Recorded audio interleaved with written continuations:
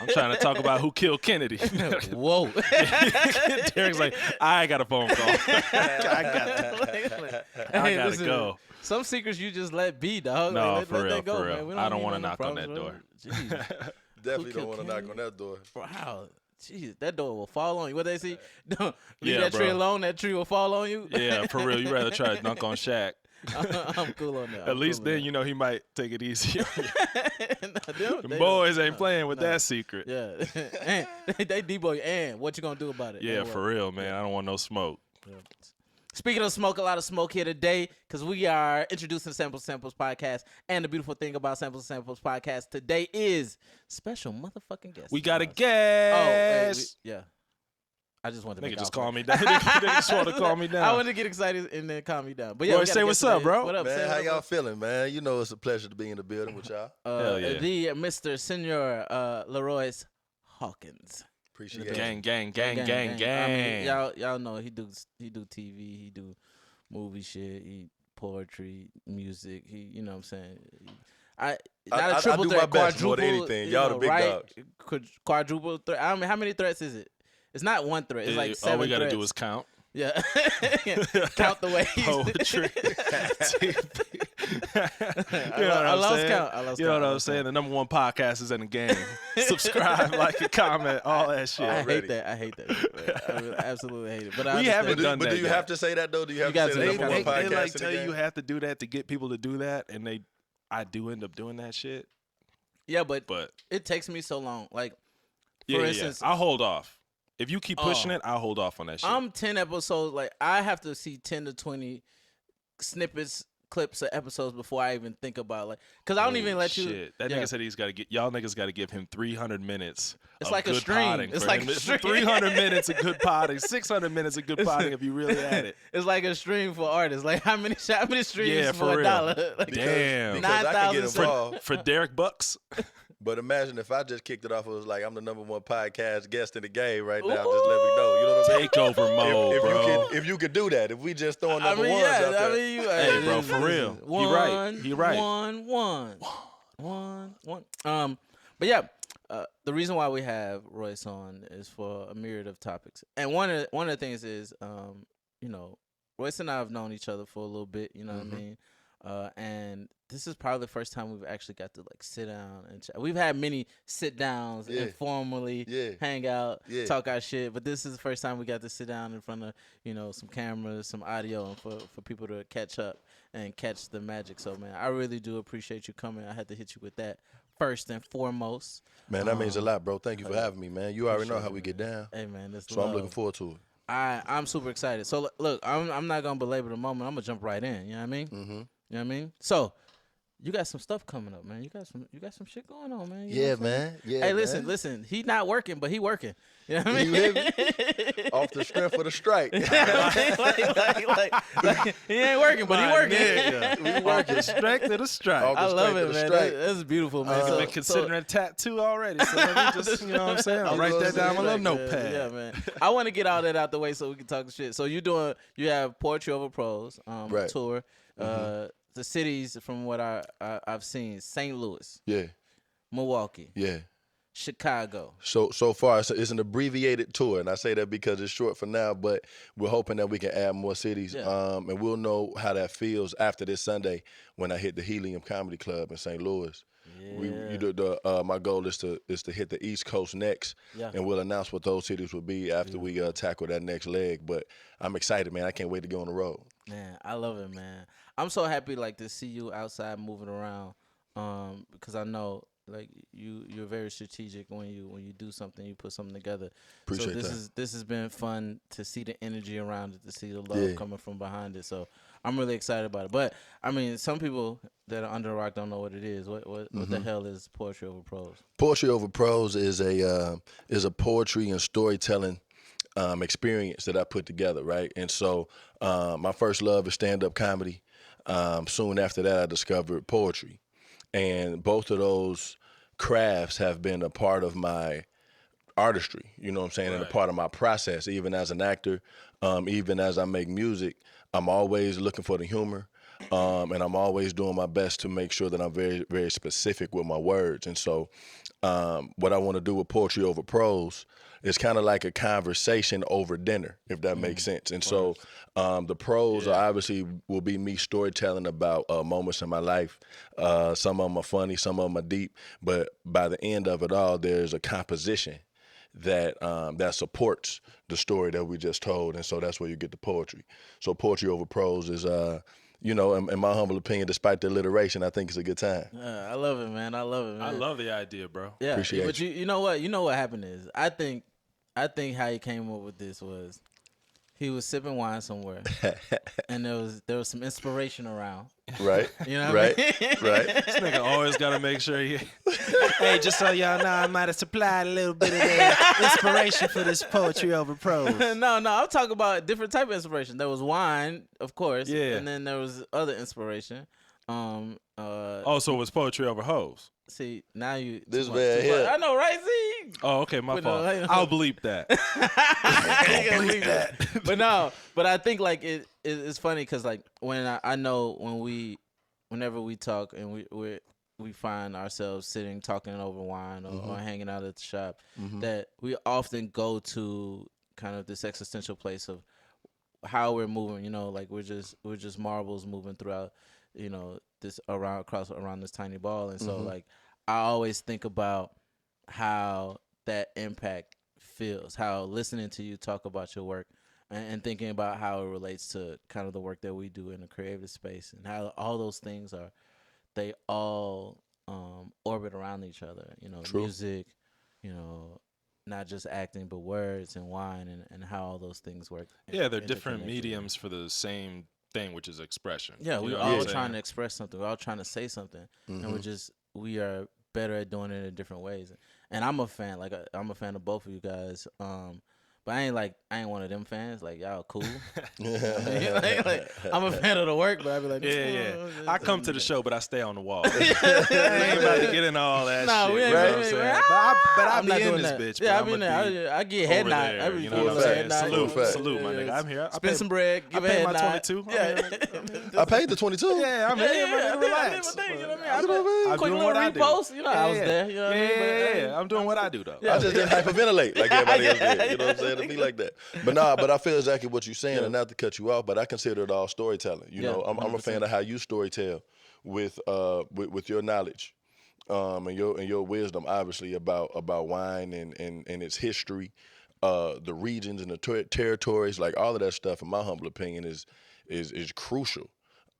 And you've impressed me and friends of mine on multiple occasions just by how you storytell with your craft, and naturally, you know, you do the same thing. And so for me, it's all storytelling, just coming from a different from a different experience.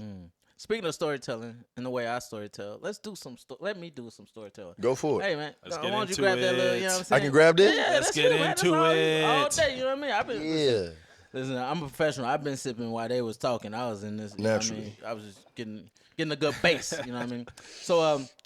So today, what's in your glass is it's called Pretty Hearts. Pretty hard. It's by Tank Winery. Shout out to Tank Winery. So Zach and I were just Shout out Tank. Yeah, they hooked us up. We were just in Napa, Calistoga together doing an event called Samples and Samples, pairing wine with music. And Tank showed us love, sent us home with some bottles. Yeah. All of the bottles. Nigga had to go get a wine fridge for the bottles they sent, They man. sent them. Like that's That's a how good you know. problem to have. That's how you know it's real. Yeah. You had to Facts. get the fridge. Yeah. For what Because they I had sent to us. store the shit they sent, Yeah, they and that's hooked how us much that's how much they But sent. it can't just go in the regular refrigerator. I mean, The fridge is damn near. The other it one was could- damn near oh, full so already, let's- so we I already can had a talk couple about- bottles. So how about this? I'm gonna talk about That's the good, though. refrigerator stuff, and then if Zach, if you wanna, you know what I Yeah. mean? Let me bless you with the. Let me yeah. get the mic for you. So when we talk about refrigerator, right? When we talk about Okay. bottles going in fridges, Okay. so when we talk about wine storage, most people Yeah. think wine should be stored at room temperature, which is not the case. When we talk about room temperature, they're actually talking about cellar temperature, because when wine was first being made, or when it's historically made, it was held in castles and in caves. And castles and caves don't have AC, so they put it in the ground, in basements and cellars. And so cellar temperature is like that 67 degrees, which is actually a bit cooler. Now your fridge your fridge temperature is around 47, which is fine. It won't hurt the wine. But like if you wanna drink a red wine immediately right out the fridge, then you need a wine fridge that's set to that particular temperature. Right. So you need like if you're drinking red wine, you want to set your red wine fridge to 67 degrees. If you're drinking white wine, you want to have it. I like 55, 47, 55 is kind of where I like to live. Yeah. And that's where I like to have my wine fridges set to. So you can put it right into the fridge. But, you know, we couldn't just do nothing regular. We had to get a little, you know what I mean? We had to do a little song with it. Man, and they sent us so much wine that we had to, you know, right. But that education is cold, though. That's what I'm saying. That's how he be impressing them. That's how I get them, bro. That's how because I can't wait. Keep them. Yeah, we working on that part. You know what I'm saying? Yeah. The maintenance is another thing. Yeah. Talk about it. The maintenance is a whole other thing. That's a you just talking about getting it off the lot. We just talking about getting off the lot. Getting off the lot. Getting it off the lot. Because I can't wait. I can't wait for my next first date. Yeah. Ooh. And I'm just gonna be like, man, I wonder if they put it on the Celsius the way they were supposed to. Can you sip that one more time for me, baby, and let me know if you does it feel like Celsius or Fahrenheit? I'm not sure. Monsieur, what degree was this chill to? Yeah. And then I'm gonna let her know, because you know back in the day when they only had caves and castles. Let me take you back, way back. Hey, I ain't gonna lie to you. I know there's a lot of game out there. It's a lot of game. It's a lot of game. Niggas been stealing lines from you for about 2-3 years. I might have got a couple off of my day. Shit. I appreciate it. You know what I'm saying? We get in a fight. I'm like, let's go to dinner. I got a whole bag you don't even know about. I'm gonna charm your ass. I'm not gonna lie to you. That's my favorite thing. Like that's like basketball references. So Zach, a big basketball player, whatever. And from a basketball reference, like that's me throwing oops. Like I love that. Like let off me the glass, man. Off the glass. He done throw me some oops long distance. I was in. How did you see me? I got stuck in Milan for a few days. Stuck in Milan. It's a tough life, man. You know it's a tough life. So I'm doing my best. I'm looking at the wine list. And everybody Italian anyway. Yeah. And so, but I'm the only black person in the restaurant, in the ristorante at the time. Ooh, and I don't want to act like I don't know what I'm talking about. And so I sent a screenshot of the wine list to him. Yeah. And I was like, bro, which one of these should I be?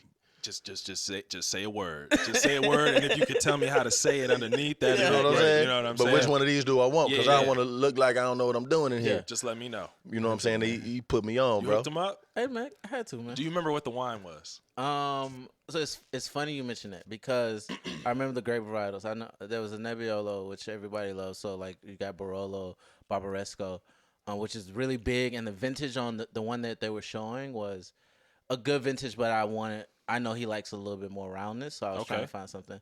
I think we either went Barbera or we went Montepulciano on that joint. I think those just were being two. able to say that, you should be in there. Montepulciano. Yeah, Montepulciano. You should be in there just off that. Montepulciano.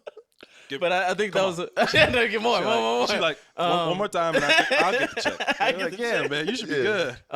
Grazie, Montepulciano. I think it was. I remember the things that I saw on it that excited me. There was a Sardinian one, but I think it was the Montepulciano and the Valpolicella that I really liked.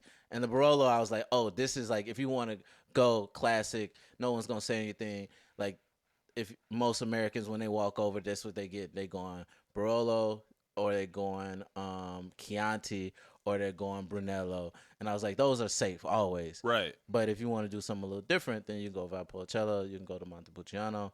And then if you want to go off the strength of the strike, remind me which one was the cheapest. Because that's what I did. Yeah, because Montepulciano, typically Montepulcianos are really good price point. And it's funny, what you're drinking right now, I love this lead in. What you're drinking right now is a perfect style. So this is this is out of California from Tango Winery. But this grape varietal is mostly Barbera, which is Italian red grape, which is grown in the same area in Piedmont, Italy, where you see Barolo Barbaresco. Barolo Barbaresco is like the big boys, like the big wines. So if you like Barbera, Barbera is at like easy drinking, a little bit of lightness, a little bit of richness. Montepulciano is great. Valpolicella. So Valpolicella makes something called Amarone, which is ridiculously good. Valpolicella is the region? Yeah, sub-region. Okay, so like, sub-region. Yeah, so So in Italy, yeah. Okay. So in Italy, right? In Italy, the states are wine regions. Right. Whereas like in the U.S., the states are just states. But We ain't got no culture. no. It just tell you Idaho how potatoes. It just tell you how important wine was. I know, right? But it tell you how important wine was. It's Yeah. like wine was so important that that's how they drew the state lines. That's crazy. Right? That's crazy. That's super right. wild. And so They like drew the state lines off the strength of the wine. yeah. That's powerful. So like that's It's the top resource. I mean, it makes sense. The top export resource, all that. But that's Yeah. crazy, bro. so like you think about that history. That's how they divide it. Like with us, it's rivers and lakes, natural that you resource. used to. Yeah. The rivers and the lakes that you used to. It's the rivers and the Man. lakes that you used to. That's crazy. But there's it's the wine regions. But yeah, Montepulciano, Barbera, and this wine. So this wine is mostly Barbera with a little bit of a grape called Valdiguié, which is funny. When we were at Tank, Valdiguié is like this red grape varietal you find in Italy that you never really see on its own. You always see it blended in something. And you know, like when you blind tasting, you kicking it. It's fun, and I love blind tasting with winemakers because blind tasting with other sommeliers is like a pissing contest sometimes. You know what I mean? It's like how blind tasting Right. with I can see winemakers. that. They're blind tasting because there's a facility to it. Like, hey, I want to know what this does so I can know what to do with it. Well, we're blind tasting is we're trying to name the wine. You know what I mean? Right. Yeah, I So got there's you. a little bit of difference. So when Veritas blinded me on Valdiguié, he blinded me, and I called Barbera, and I was like, "Oh, this is Barbera. It's got to be Barbera." And he was like, "Valdiguié," and I was like, "You a jerk for that?" Like low key, but he wasn't a jerk. It was just that no one presses you on those grape varieties because they're lesser known grape varieties, but they're absolutely beautiful and paramount to the culture. And so it was really fun to be able to taste with him and his team, like his winemaking team. So that was a lot of fun. But this wine is So you say this Barbera. out of California. Yeah. So it's Italian grapes, but they're grown in California. So they're originally OG Italian varietals that were brought over here or propagated here, and and they produce wine here. So the grapes are Barbera, Valdiguié, Negrette, and We learned how to Primitivo. say that a couple weeks ago. Yeah, Yeah. Negrette, yeah. You should have heard this nigga in the well, beginning. Well, how about this? I'm not gonna say nothing. I'm just let you. It's the third one, 11%. I'm gonna just let you see it, and then think about like if you didn't know it was Negrette, and then think about how you was gonna say it. You No, see what I'm saying? I would have. Yeah. I probably would have said Negrette. Okay. and notice how I said it. I didn't put that interesting. Yeah. You know what I'm saying? Smack on that R. Yeah. I would have just said Negrette, Yeah. but Negrette. Yeah, Negrette Yeah. Is what you want. Is what you want. I understand. That's how you. That's I how would you, have pronounced that aura. Yeah, we was like maybe a half bottle deep, so things came out a little bit Little different. bit, yeah. I would have gave it that Baptist aura. He said, matter of fact, let me top off Yeah, right let me- quick. let me- You know what Might I'm as saying? well. While I'm Yeah. here. So yeah, so it was really fun. That was a fun experience, and I think what Did you say the name of the wine again? Yeah. So it's actually called Pretty Hearts. But Pretty Hearts, yeah. It's called Pretty Hearts, but the label on the label says a pretty face doesn't mean a pretty heart, and I thought it was I like that. apropos for like looking, thinking about your pieces, thinking about the works. I felt a little bit of that energy in a couple of the pieces, and so it was really this felt really apropos for a couple of pieces, especially I renamed some of his pieces based on like what I was feeling. Right. But I was thinking about cold. wine. He's I hilarious, was like, bro. oh, this is how it feels. He's hilarious, bro. He's But I hilarious wanted to send person. you joints that I felt like we would really be able to break down. Yeah. Joints that had similar to wine notes in it. Yeah. Most that definitely. you would be able to unpack and be like, oh, okay. So I'm interested in what you. So yeah, I think so. I have what is the one that? So it's funny when we talk about the Pretty Hearts one. I think of actually like there's three of these joints that feel really that resonate with me. I think of I call it On Red. The Unfortunately I'm Important, that joint.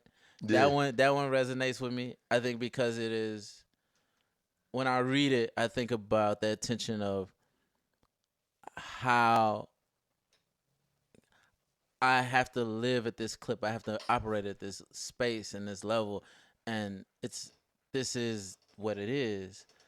but also like I understand that you may not understand it because you don't have that same perspective I do. Mm-hmm. And then ultimately, I'm not trying to be. I'm not the bad guy in this. I'm actually I'm actually just as vulnerable as you are. yeah. Because I don't want. I'm not trying to not be as present as you want. Yeah. Because I can't be. And the reason why, and what I read in between the lines is the reason why I can't be as present as you want is the same reason that you are drawn. You know what I mean? Right. And that I think that's an interesting point, and I don't mean to cut you off, but one of the phrases that that women especially love to use on brothers when they're hard pressed for time is that you make time for what you want. Yeah. We hear that often. Yeah. And I'm not saying I disagree with that theory, so to speak. Right. But I also understand another one, which is you make time for what you can make time for. Right. And oftentimes the things that we want to make time for are the most difficult things to actually create the space to execute. And so I think it's possible to live in the gray in that space, and it's not just as black, it's not just as white, it's just like I'm really just doing my best with what I have. And you know what's wild is even the concept of making time. Like you can't actually make time. Like it actually those things you can't. You actually can find make it time. though. You can find it, and that's the hard. And That's the sometimes hard it part. finds you. right? That's the hard Right. part. Is explaining like, yo, I'm searching for time. Right. Mm-hmm. I'm looking for it. I find it where I can. But even finding time takes time. You know To what find. I mean? And This shit crazy. and when you are creative, like you need unstructured, unfiltered time to Right. just get the shit out.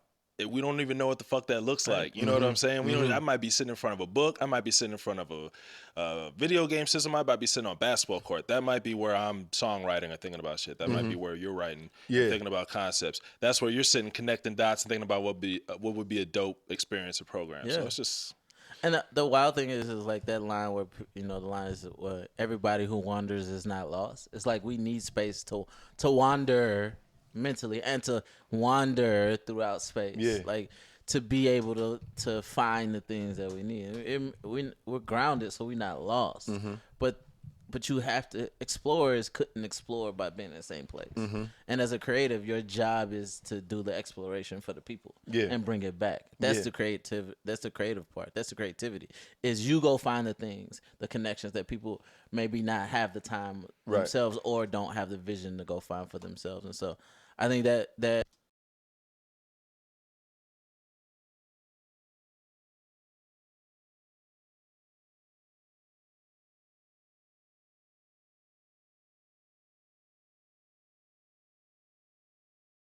The first line, there's a date in the first line. And one of he made me look like a true wine connoisseur once upon a time when I had my best friend. My best friend was in town once. Well, not that long ago, and the only bottle of wine that I had was that 1983. the Poco de Lobo. The Poco de Lobo 1983 that you gave. Yeah. It was the only thing I had on me. It was wild. Yeah. You know what I'm saying? But it's my best partner. I hadn't seen him in a while. He had his wife and their son on him. You know what I mean? And so it just felt like a powerful occasion with family. I was like, you know what? This is a special enough occasion for me to break out this vintage wine. Right. And so in this particular piece, it starts off with a date. It was 1996. Yeah. I became a believer. Yep. And so I was interested in if there was a wine within that time frame of 1996 that you could recall, or if there was a story that you had around that. But I was hoping that date would resonate with you. So it's funny because there is a wine. So there's this distributor, Cream Winery. Actually, shout out to them, but the importer, Ole Obligato. So they sent me on my second wine trip ever.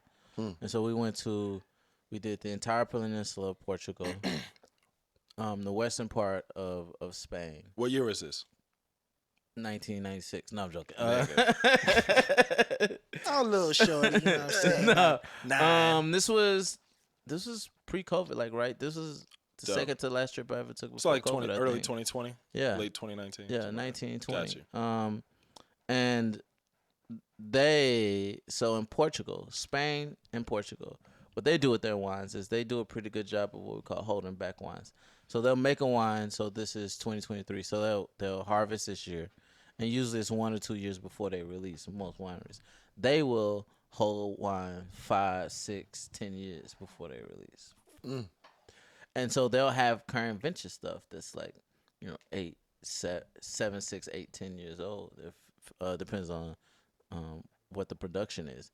And so I remember having, man, I gotta go see if they got some more of that. But I remember having some Poco de Lobo, their 96 offering, because the 85 or 83. It was 83. The 83 I gave you from Montepulciano, that was the Montepulciano 83, was you don't really find that. That's a hard find. That's like, oh, you found it 101, what I mean, middle, because it was a middle Pepe. I remember, and that joint is different. But in Portugal, it was different, and it slapped us up. Oh yeah. Oh yeah. That's the best, bro. One bottle and everybody Before you gone. know it, you're like, oh shit. Yo, but Pete, my best friend's son was still nursing at the time. Okay. There's a lot of pump and dump. His wife smacked at least a half a glass. Yeah, because gotta have some. it was vintage. She had to see what was going on. But then proceeded to nurse the little homie. I said, he might just be a sommelier on the way. Off the rip, bro. He might be a sommelier on the way. Hey, got him right already. You know what I'm saying? I love it, man. I know he slept good that night too. Yeah. Oh yeah. But that's crazy. Yeah, he got the best game ever. He's like, yo, I done had 83. That's how you got started. You know what I'm saying? We're gonna talk about that one. That's funny. Say that one for You like, you got to pay me for that story. I don't tell that one for free now. You know what I'm saying? Wait till they, buy a ticket now. Yeah, buy You got to buy a ticket for that one, huh? Buy a ticket for that It be one, like you know that what I mean? sometimes. Yeah. But yeah, man. So in Portugal, they do some particular producers will hold their wine back, or they'll have what we call library wines, library wines where they have a decent amount of significant stock of back vintage wines. Wow. And I love those things. And people always think about like back vintage means it's better or worse than. Back vintage just means it's a different style of wine completely. Drinking a wine now and drinking a wine that's 10, 15, 20 years old, those are two different wines, and you can't compare those two because they're different categories. You know what I mean? It's like you think about, it's like comparing an action movie from 20 years ago to an action movie now. Yeah. And you're trying to compare the pyrotechnics. And I was thinking about video games. Yeah. I was like, the original Super Mario Brothers and Pac-Man, shit like that has a charm. I want original NBA Jam up here. I also got NBA 2K24. Right. They're different, you know what I'm saying? They're different games. I love that. Different like modes and, Yeah. and for different vibes and shit like that. But I don't compare the two. No. Yeah. How can I compare the two? They're not the same. One's on a supercomputer and one is like, you know what I'm saying? But I like what you said. It's a different type of charm. Yeah, exactly. And you want to see if it still holds up. It's like watching the Blues Brothers right now. Yeah. You know what I'm saying? And the Blues Brothers were shot in 79. Yep. know what Original I'm saying? Coming to America. Shit like that where you just Right. put it on Friday. You're like, it don't matter when this was shot. I'm going to be 60 and still watching this. And Exactly. Going crazy because it's just. And that's what Coming makes it classic. Yeah. Coming to America was made before probably all of us were even born. You know what I'm saying? Filmed in 79, came out in 81 or something like that. So it's like, bro, but it's timeless. Exactly. And it's like you're tasting a time capsule. And that's exactly what going back, watching Coming to America, watching Harlem Nights, you know what I mean? Yeah. Like watching all of these shows are a reflection of that moment in time. And drinking wine from 83 is tasting that moment in time in life. And then when you listen to music, it's listening to music for that moment in time. I was talking to Bertus when we were leaving Tech, and I was like, man, I didn't understand how much of a time capsule like wine is, you know what I mean? I understand music to be that way because it's like the language I speak, and like we probably all watch sports to an extent, so like sports is like a time capsule for a moment. You remember where you were and shit like that. But wine is the same way, and what's even crazier is it's a time capsule for the person who made it. Like they put so many decisions along the way, and something vintage from the 80s with like the different technology. There's almost even more mindfulness put into it because they didn't have, like you were telling me the story think back in the day when they got to check the wine before they had iPhones and Yeah. alarm clocks and all this shit. You You just have to go checking it every 20, 30 minutes. You stay just up all testing. night and go check that. For real. You know what I mean? So that's a different level of mindfulness and care, but at the same time, it's something. It's also sometimes it's nice to have the perfect natural wine that's made with all the right technology and everything. Yeah. You can just It is exactly nice. what's in it. And there's a beauty in both. And our job isn't to compare those two. Our job is to appreciate each thing for its own individual space. And so that's what I love about wine in general and about the art and what we do, and even this work and using it. So when you talk about like that, 1996, like that takes me back to Poco de Lobo in 1996, that vintage that they have that I fell in love with. And that's low key how I got into liking old wine, was being able to taste stuff that I otherwise couldn't afford. And so that piece resonates with me even more so, because that takes me right back to a place that I remember. And peep this, Zach, you're a basketball guy. Yeah. So the rest of the line will let you know where my head was when I wrote the line, because who was more important than this person at that time? But I say it was 1996. I became a believer. Yeah. I believe in Michael Jordan. Yeah. I believe in Jesus. Oh, you know what man, I'm saying? that's amazing, bro. And I ain't saying in that order, Lord. It's imperative you pour into the person that you're praying for. And that's why I also wanted to use that line, because when you're talking about pouring. Yeah. So I just wanted to just use phrases that I knew would relate and resonate with wine, which is why I sent you that piece. But I probably wrote that piece That's amazing. most recently. And it's not the full one, but like, but yeah, I love That those joint lines. was hard, man. It was hard, and I love the multiple carats. You know what I mean? The multiple points of which you can draw. Yeah, it's like a triple entendre, bro. Like yeah. there's so much to it. I was checking out your shit on your IG last night, and then before you got here today. Yeah, no, your delivery is fire. Like that shit. Appreciate you, bro. Like I watch battle rap and shit. You know what I'm saying? And so like Hitman Hollow and shit like that. And like I'm fans of those I cats. love that shit because I'm like, oh, okay. I can just see so many different nuggets of the shit that you put together to create your own style. It's like so one of a kind. I love that because when me making music, like my whole style has been a hodgepodge of different shit. Right. Like it's always been like I love Timbaland, I love Pharrell, I love Kanye, I love Just Blaze. So I'm like, I want to make a banger like this, but I want to make it orchestral. Then the shit got to filter out and then go into some moody shit on my 808s and heartbreak shit. But then I got to add in some like weird ass sample noises on some Timbaland shit. This is the nigga Like, I got to do with. You know what I mean? So I got So to do with. I just watching you do that, being able to like looking for like these days now as I try to do more shit outside of music, the thing I look for is like, all right, the inspiration and the passion, right? So obviously the passion's there, and then when I started to watch your shit, I could see where your inspirations were coming from. And Appreciate it's you, just, bro. that's a way to connect, you know? Yeah, man. I used to when I first started writing, I was in college. It was when I really like picked up poetry seriously. Yeah. I went to Illinois State and I was studying there, and I was extremely blessed to be able to catch Saul Williams. Oh, hell yeah. And if And different. Bro, Saul Williams, I saw him live. And it was then when I was like, if you know anything about Saul Williams, you know it's very, very much so long form poetry. Yeah. 100%. And by the end of the poem, and he can read his stuff off of scribes and scrolls, and it's like pounds of paper under his feet by the time he's done. And so in my early work, I thought that poems had to be a certain length in order for them to even be taken seriously. Right. Because I was a big Saul Williams fan. And then now, currently, I'm in this space where less is more. And I'm much more inspired by the concept of being a heavy talker, Right. where I can say a lot with a little. And I got that concept from a big homie of mine who's also on my tour. He's hosting every show on my tour and featuring in Chicago, the legendary Black Ice. Oh, fuck, Yeah. dude. So, Go ahead. When the legendary Black Ice yeah. told me I was a heavy talker, Yeah. you already know how. What I'm like, what? You can't tell me Hey, I'm shit. good. I'm good at The I'm heavy good talker. on any MLK Boulevard. I'm You know good what I'm at it. saying? I mean, So now, I like my pieces. They've they've shortened. Yeah, you know what I'm saying? It feels like so much quality over quantity. Yeah, that was what I was just saying to myself the whole morning for some reason, and like that's just exactly like when I was watching all your Instagram clips and just what you're describing now. It's just so much like quality over quantity. You know appreciate what I mean? that. Every single word has to matter.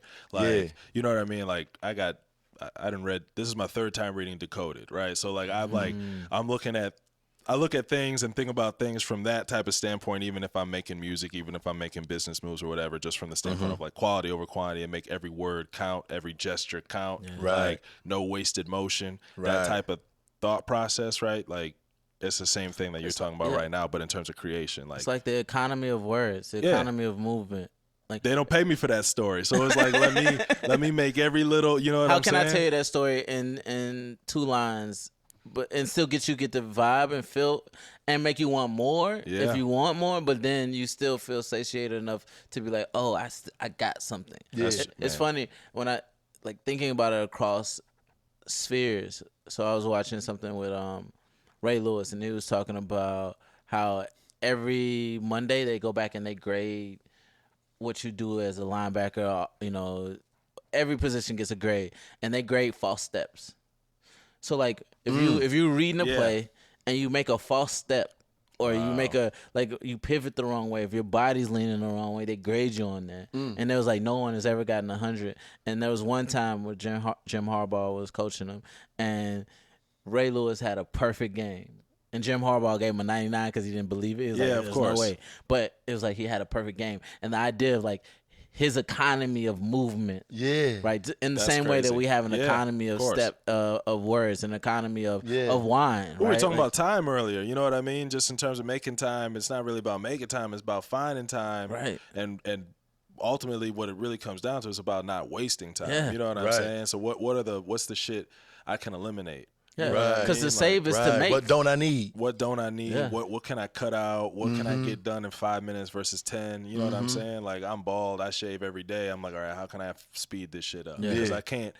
My ritual is great for me, but other people need time from me. So if I can cut this into 15 minutes, I can spend more time with my daughter before daycare. Shit like Naturally. And then the beautiful thing about this is then it gives you the time or the space to pick and choose when you want to take more time on something. Exactly. Like if you have a day where you say, "Oh, I want to shave, but I want to take my time doing about do the whole you did. I want to do the whole you did. Yeah. You know what I mean? Warm towel on the All that head. shit. You know what I mean? Little tea tree oil. Yeah, You want to do the whole process. thing. Yeah. The And for then real there becomes a greater appreciation for that process because you understand what it takes to shorten that process.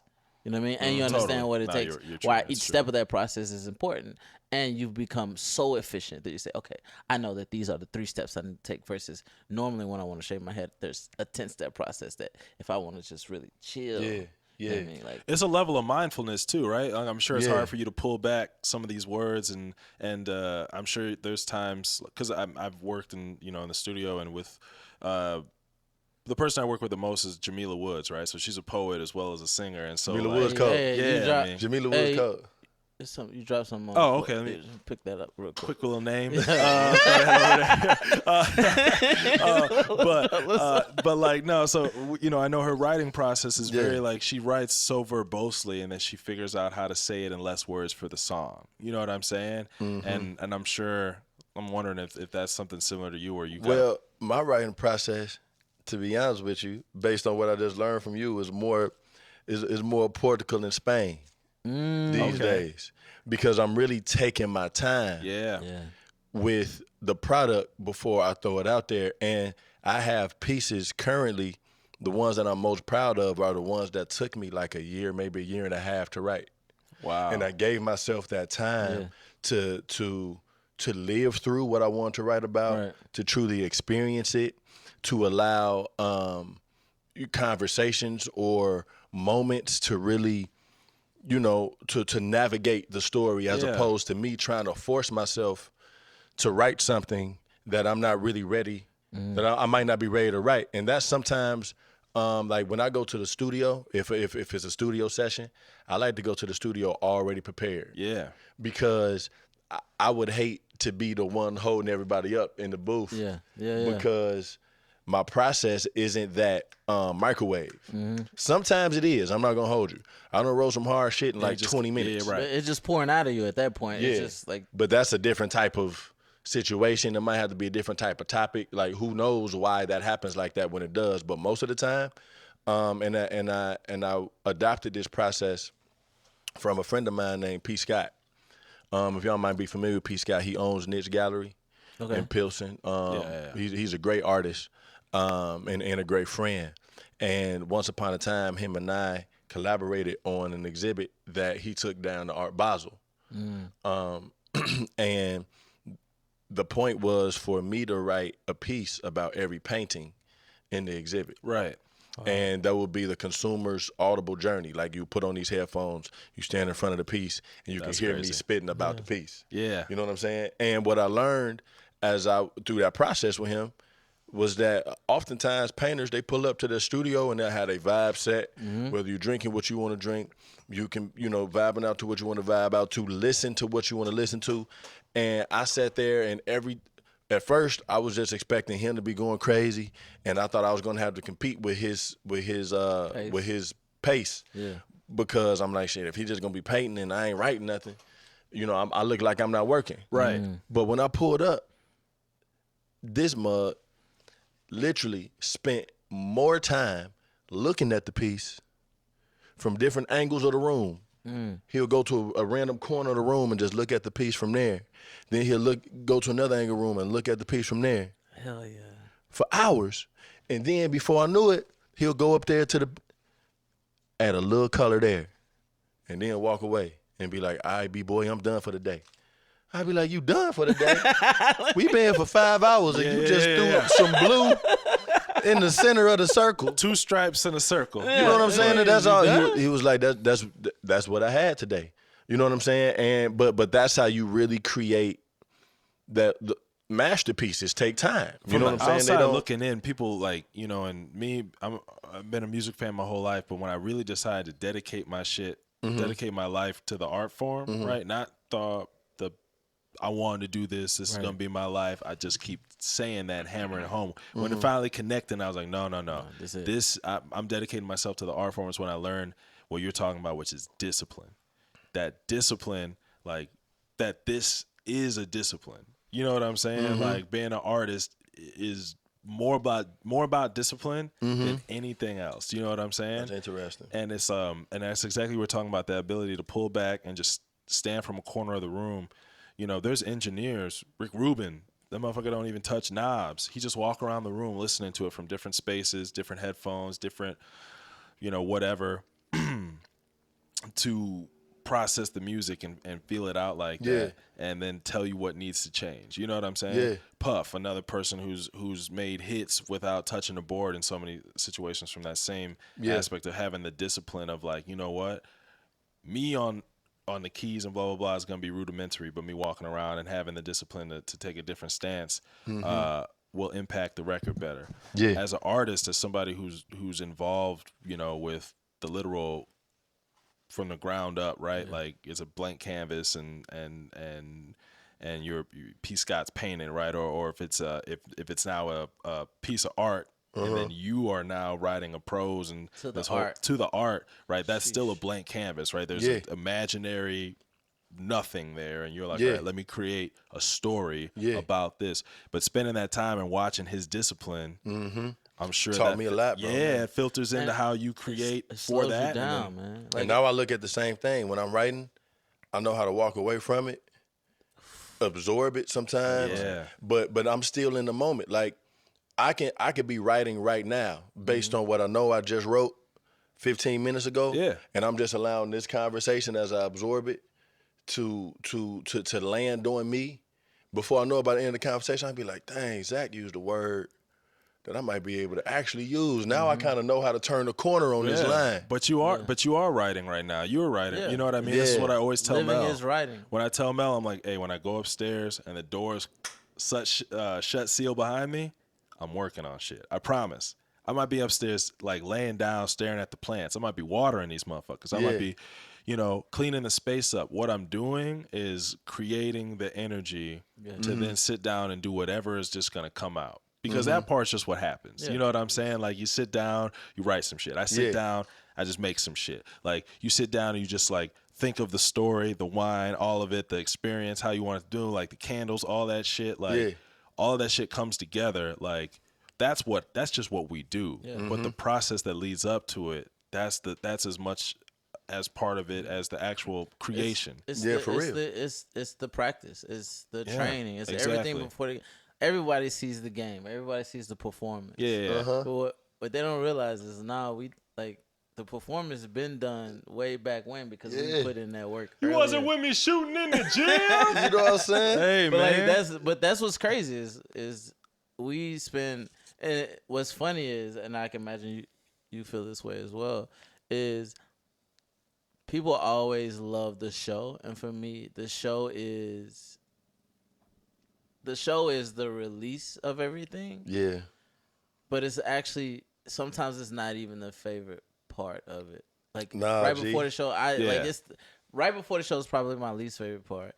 And when I see something land, I really love it in the show, but getting it, preparing for it, and I'll tell you is when you find something, you're like, oh, I got him. Before they see it, you're like, Even before they see it, you know it's gonna get them. That part feels better That's it, sometimes than when you actually get them. Like, I'll never forget. Got him.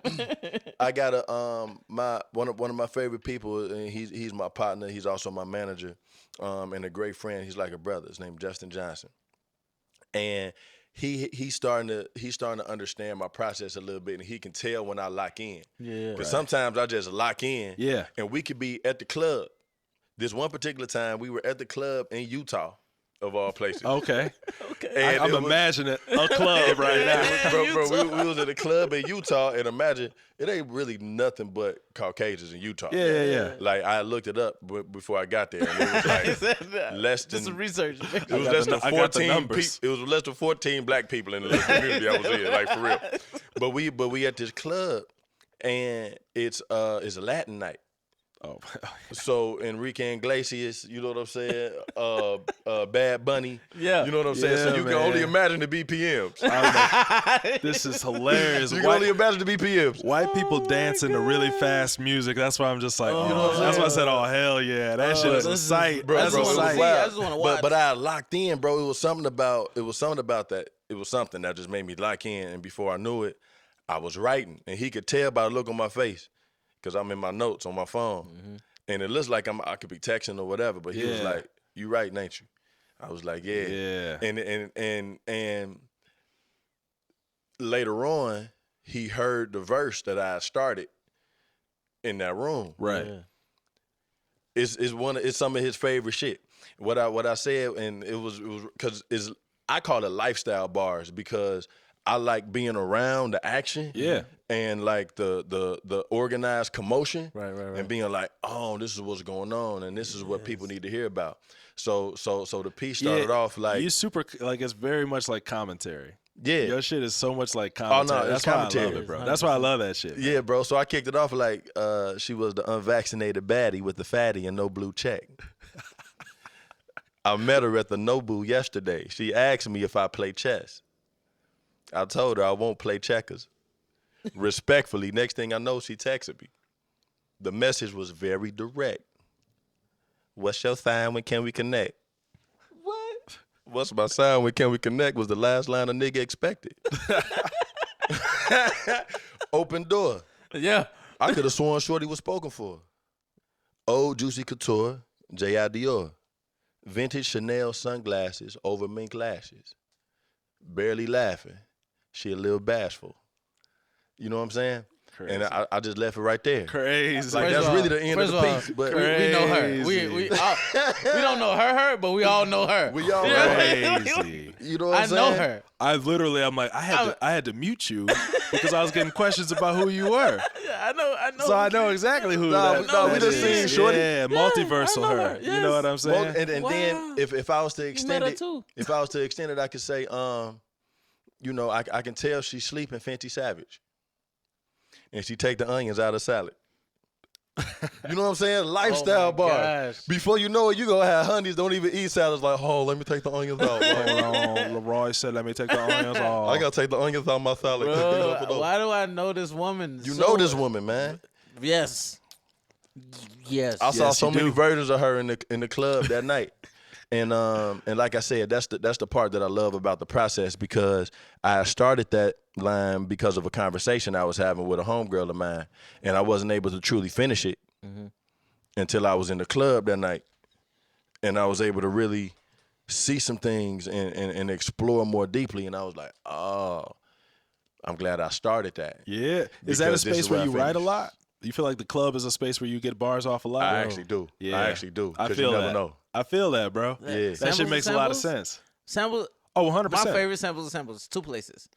It's either when in the club, because I'm listening to what everybody else is listening to, playing, Right. and seeing how the crowd reacts to it, and I'm thinking about, you know what I mean. Yeah. And the other place is, or after I go out, like after I'm like I caught a vibe, and now I For caught sure. all the energy from everything that's going on. I absorbed it, and now it's like, all right, let me. What do I want to say? You know what I mean? Because when we go out, it's what the DJ wants to say. Yeah. And I think when we talked about this before, what I love about when we go out and you play is we're so aligned that it's not what I'm playing, but it's as close as I can. Yeah. If I was good, For if I could facts. do this, then I would imagine that I'd be like, you know what I mean? Like this Yeah. is the vibe that I would go in. Like, Yeah, bro. like if I think that's why when I talked about earlier about how I'm fans of you all but like not really I'm fans of you all because if I could do what you do, then I'd be a version of you. You see what I'm saying? If I could do what you do, I see that.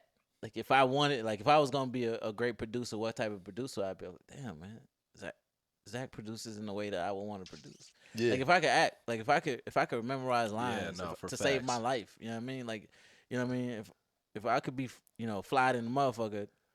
No, but that's how we feel about you. Trust me. If we could be sommeliers, If I could say all that shit, what you What? say earlier, Lambrusco and the damn, what you say earlier? if I about could the be a damn- sommelier, I would want CAA to pick me up. Yeah, facts, nigga. You know what I'm saying? You be talking about, you said Machu Picchu earlier, about some Machu Picchu wine. That shit sound busting. I'm like, let me write that down. Make that You shit know I sound forgot. cold and relatable. Yeah, what I'm you know a saying? nigga forgot, but I'm gonna get it. Because I also appreciate him too, because he ain't trying his damnedest to pronounce it.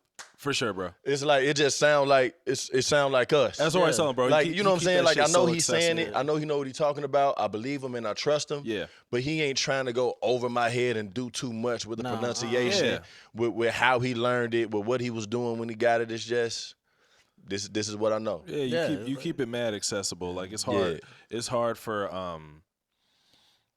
like that's what I think I really enjoy. I was really looking forward to this conversation because I think both of y'all are in fields or mediums and disciplines that are a little bit that can be harder for like especially like black people who aren't in these spaces to like feel like we belong, like we can find a space to like it's us or whatever, you know what I'm saying? Mm-hmm.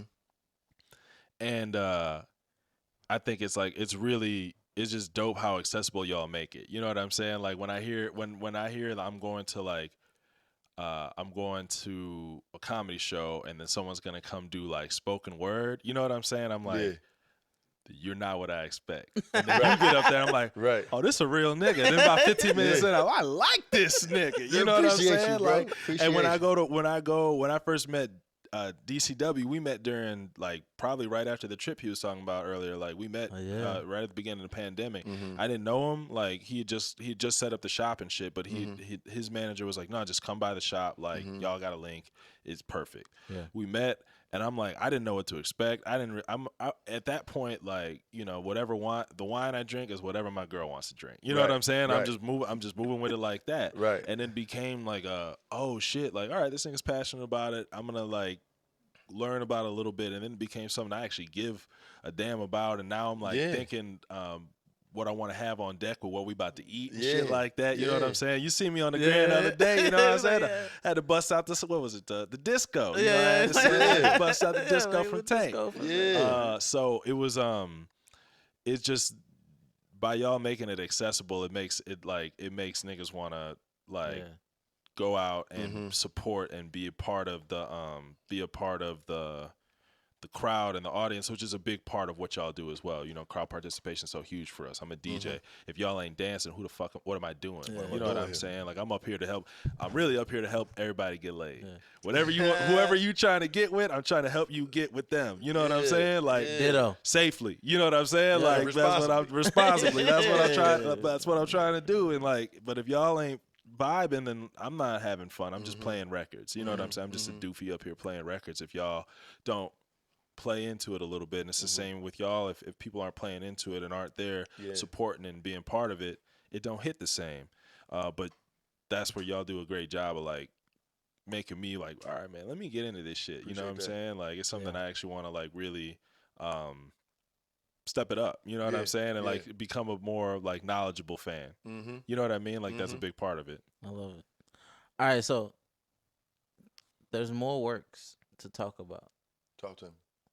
So I got another bottle to open. Copy that. First of all, because we damn near done with the pretty hearts. Yeah. You know what I mean? And now we gotta, you know what I mean? Move on to a little something else called Fuck Yeah. You know what I mean? Tag Hey. Jesus. This will get you going. This will get you going. Yeah. I'm a pretty hearts. Fuck yeah.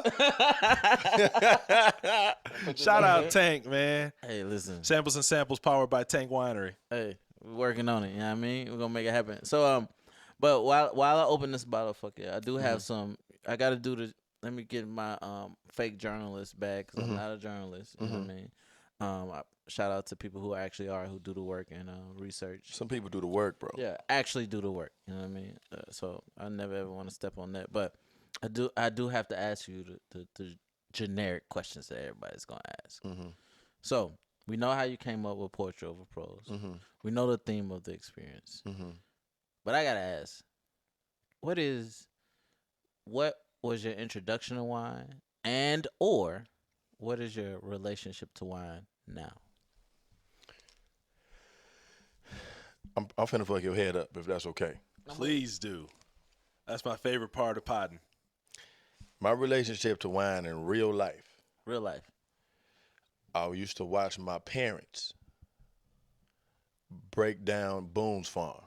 Oh hell yeah. Like, hell yeah. Let's go. Like Boons Farm is perhaps the first wine period that I ever saw on a consistent basis. And then and I'm pretty sure my mama was off Boons Farm when my pops was able to put her in a position to even conceive little old me. I'm almost positive she was off that Boons Farm. You see how he said it though? And then, I appreciate it. Yeah, you people are specifically off that Boons Farm. Well, she was off the Boons You don't Farm. drink Boons Farm. That shit hit like heroin. No, for real. Off the Boons. And Boons Farm is light. Like, it shouldn't really smack you. But it do, But bro. you know, it was the late 80s. It do, bro. If my pops probably introduced my mama to something that she was like, okay, yeah, I'm off the Boons Farm. Yeah. Before she do it, she was doing her best. But from there, respectfully. From there, I watched my OG graduate from Boons Farm to box wines. I was about to say Franzia had to step in here at let's some go. point. You know what right? I'm saying? He was on And the you Boons. remember, it was once upon a time I came by the shop, and I noticed you had some box wines. Yep. And I was like, dog, if you can help me discover a box wine that's at a level or at a standard that's prolific enough for me to be able to introduce it to people and they don't disrespect it, and I got to be like, nah, I understand it's coming out of a box. But You know what I mean? Yep. Based on the notes and based on the, you know what I'm saying? Sometimes you just got to do it, bro. Sometimes you just got to do Sometimes it. you just got to do it. And he hooked me up. Yeah. I'll never forget, I think for a few weeks I was throwing that box wine around. And you know what I'm saying? My whole girl was just like, Yeah, it's a vibe. I'm about to say, man, it's a vibe. Sometimes that the situation just called for the box wine. Sometimes it just calls for the box. And so Sometimes you got to open the box. Sometimes they like open the box. Yeah. Get, you know. for real. Hey, so you taught me a lot. And so that's what We say that for so that's my Patreon. experience. That's my experience and Yeah, we're gonna introduction. move past what he just You said. gonna say that for Patreon, no? Yeah, I mean, my girl ain't got that password. My girl ain't got the password. Y'all say say that. that for Patreon. Yeah, no, You that ain't funny, that. boy. Oh my gosh. But yeah, from Boons Farm to box wine, bro. That's my experience. Hell yeah, I Hell love it, yeah. man. That's dope. Did we ever talk about your first wine experience? Like, No. what you was drinking? But, okay, so I grew up in a very Jewish community, right? Mm-hmm. So the first parties I went to, I already know. bar mitzvahs, bat mitzvahs, right? So there was two Yeah. tables. I'm 12, 13. I'm fucking 6'3". So they, Already. they every time they usher me to the adult table, even The on some mess. just like, nah, just get your ass over to the adult That table. All right, Manny. cool. Bro. Whoo. That Manny? About 6 of those little baby glasses of that Manischewitz. I was out there on that dance floor. That Manischewitz. Man, you seen that episode of Fresh Prince where Carlton took the Will's pills? Man, I was Harlem shaking and kept the shit out there, did the spin move, all that shit, bro. Yeah. Yo, It was crazy, man. Manischewitz, So at that bro. moment, I knew I was wild. like, at that moment, I knew I was like, okay, man, just a little taste every now and then set me up for success. First of all, Manischewitz is a cultural connection that we have. 100%, bro. man. Because Manischewitz was that one.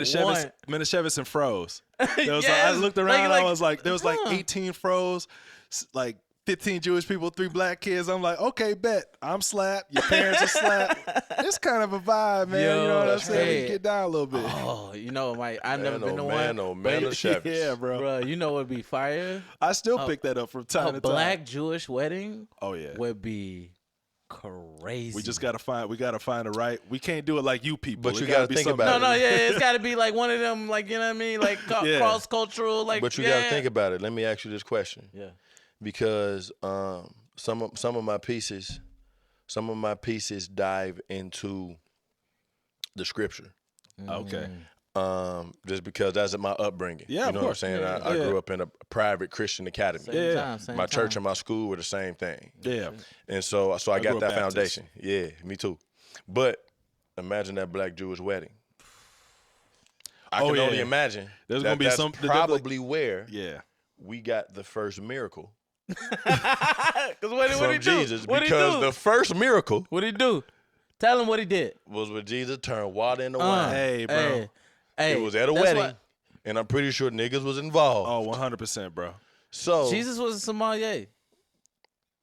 he was. Was he not? He was the first sommelier. He was the first That's sommelier. crazy. That's why sometimes they accidentally call him sommelier. 'Cause you you know what know- I mean, I ain't gonna say that's the etymology, but I made it up right You now. It's all wildin'. good. But no, but I think Not it's okay for our imaginations to take us there. Yeah, like, Let things make sense for ourselves. Yeah, I mean, No, could it you ain't imagine- true, but it sound dope. Because you know how niggas get when we get a taste and then it's all gone. Like, niggas get aggy. Yeah. So, the Lord was like, hold on. We can't have These this. my cousins over 'cause here. I my, got it. Yeah, my they- partner's about to turn No, up. no, There but about peep this. 12 of these niggas. But this how it happened. But this how it happens, Zach. I imagine that at this black wedding, Yeah.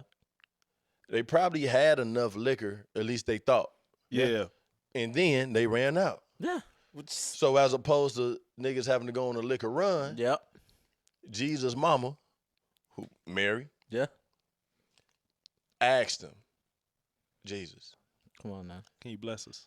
And Jesus was like, Moms, I'm not even really supposed to be doing miracles right now. You You know what I'm saying? Yeah. Like Jesus was a little reluctant I'm at saving first that because he for was the like, young you know what I'm saying? man. I got some, but your mama asked you to do some What you shit gonna and say? You can't say it's no company about around dudes. it. So I'm pretty sure Jesus was like, all right, OG, I got you. Yep. Yeah. Bring some of that water over here, Come on, bless me. and I'm gonna do what I can. You know Bless what I'm you. saying? Bless a pimp. Don't stress a And pimp. you know now, what? one You know what it time. was? He was looking. I'm gonna tell you what it was. He was looking around like, man, all right, I'm gonna make this wine out of. He looking around trying to figure out. He probably did the red and the white. Yeah, he's like, see some olive oil over there. Nah, I can't do that because they gonna want red and white. So I need to be able to. I need something that's not as viscous, so I can be able to turn into what I need to. So he was looking around. I can't do the juice. I can't do the milk. The water. I got it. The water. What do you think the blend was? How much Negrette Oh, so do you you know think what's was crazy? in that You know one? what's crazy? I'm Negrette. gonna butcher this, but I think the first known grape was Zinfandel. I think like the first like recorded grape. So they say like Jesus' first miracle was creating Zinfandel. I think it was Zinfandel. Primitivo, Zinfandel and Primitivo are the same grape varietal. Primitivo is known to be an Italian grape varietal, but But yeah, Zinfandel, aka Primitivo. So I think I have to go back and look, but I feel like Niggas was saucy. I know that much. yeah, and Zinfandel. You know they was. Because They in the Zinfandel, desert, you know they ain't got no water. Niggas was slack. because they turned it all to Go wine. crazy. Yeah, that's facts. That's By the facts. time, only by the water time they he kept had. doing miracles, you gotta understand the disciples. And you know, like you said, it was 12 on. Man, they was like, man, we with Jesus, nigga. Bruh, Wine hey, on bro. tap all the time. You know what I'm saying? They kept wine on tap, Jack. I'm After just that, saying. I'm pretty sure they was like, Jesus, hook us up, bro. Yeah, that nigga They got was mad too, I bet. They was always just probably saying. bringing out Y'all just niggas come bottles over of my water. house, y'all don't do shit. No, I understand what that's like. I understand. I ain't, you know what I mean? I ain't saying I I'm bet, him, bro. but I'm him. I'm him, but I'm not him. Yeah. Yeah, People was probably walking up to Jesus with like 12 packs of bottles of water. Like, yo, hey. Hey man, I brought the ice mountain. Like, This duh. This nigga here. Yeah, man. I got that spring and I got that purified. Which Hey, one? man. That's hilarious, dude. That's hilarious. That's hilarious, dude. But yeah, man. So yeah, you know, the first ever miracle. Bro, when I'm ready So- to write that piece about the first miracle, Let's go. I'm gonna need you. Bro. I won't Done. be able to write it alone, bro. No, you could. because in real life, I want sommeliers to hear the piece Yeah. and respect it and be Oh, I like, got oh, you. that nigga know what got he's you. talking about. Yeah, no, facts. Got you. I That got shit. you. Know what I'm saying? I love how you like. I feel the same way sometimes, especially now in music. Like I moved out of making music for just artists. Sometimes I do shit with brands and other stuff because it allows for me to work within my interests. You know what I'm saying? Like I learned how to do more audio stuff because I love podcasts. I want to fucking create a podcast, right? A bunch if I can. And so it's like it's that same like me learning that music is an expression. It's a way for me to get my shit off. And so the same way you're talking about like in like poetry and prose is like a way for you to get your shit off with like all right, let me get my wine story off real quick. Yeah. Let me get this 96 story off, this Mike Yeah. story off real quick. Yeah. Let me get this one about Shorty off. You know what I'm saying? Yeah. Like the club story. Let me get this one off. Let me get that one off. It's a way for you use it as an avenue and also like a connecting point And to a connecting. others. You know what I'm saying? yeah. Like to show people who you are, right? If someone was to follow your whole every single one that you did, they would know who the fuck you are at a certain Yeah. point because it's your. And I feel the same way about me creating music. And Derek, every time I've done an event with him, I like know so much more about him. Yeah. Just because I've attended every single event, I've been a part of Yeah. most of these. You know what I'm saying? So it's like, it's cool. It's really cool how creating in whatever avenue can be that way for you to get your shit off. No, for real, and connect to different crafts and different cultures. Yeah. One of the cultures that I'm really trying to connect to through poetry is fashion. Yeah. And I see you draped up, man. You Man, know, I appreciate you, Hey, bro. you know what I'm saying? I appreciate you. Nigga got out the car and said, "Okay, all right, I'm happy. I'm happy. I put on clothes." Nah, man, Black bro, car, you was black fresh. man, black clothes. I Hey, seen bro. that. You know what I'm saying? And then I thought he had another car following him, like he was. You know what I'm saying? I wasn't gonna do all that. I didn't want to pull up like that. Yeah, thought he he ain't had got the to- private security. Yeah, just I thought yet, it was. you know what I'm Yeah, saying? But I think fashion and poetry, the crafts relate to each other so well because of the layers. Yeah, wow. Right? It's layers to it. This nigga's good with words, bro. I'm just That was- helping that was- y'all out, Yeah, you he know what I'm said, saying? I'm just here Hey, for it's a little almost bit. like you talk for a living. Almost. He said, "I'm just here for a little bit, y'all. Don't worry about it." But also peep this. So I was reading Genesis 3. Okay. And I was like, oh, this is wild. I don't know if anybody gonna think about it like me, but it was wild what I discovered. And in Genesis 3 is that's when the snake finessed Eve. Yeah.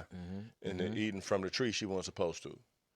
Soon as she ate from the tree, because before that moment, niggas were naked Yeah. and didn't even know they were naked. It was Purified just- and ignorant in the best way. You know what I'm Yeah. saying? And as soon as her and Adam ate from the tree, Yeah. they realized they didn't have clothes on.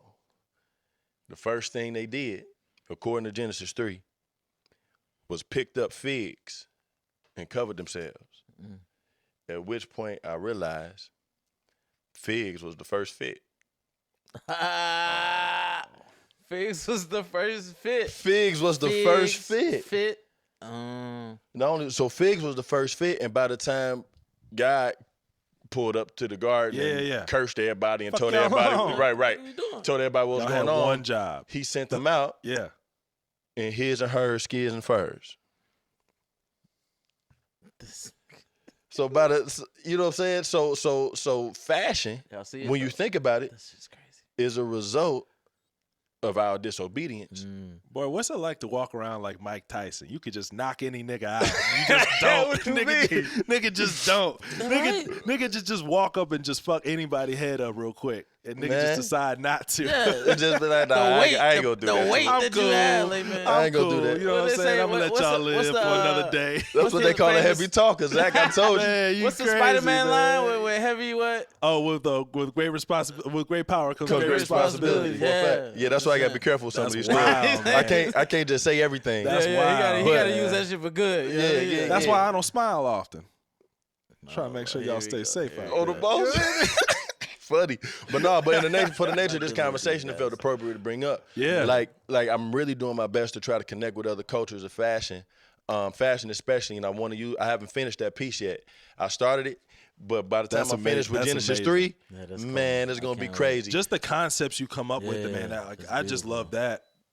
Like I said, the inspiration that you Right. draw and where you draw it from, that shit Appreciate is you. crazy, bro. Like, because that's the same, like that same type of concept might be like, I will make a beat and then like start bringing in weird sounds and weird noises and trying to like, sometimes I'll sit him down and play him some shit. I'm like, yo, Yeah. I did this.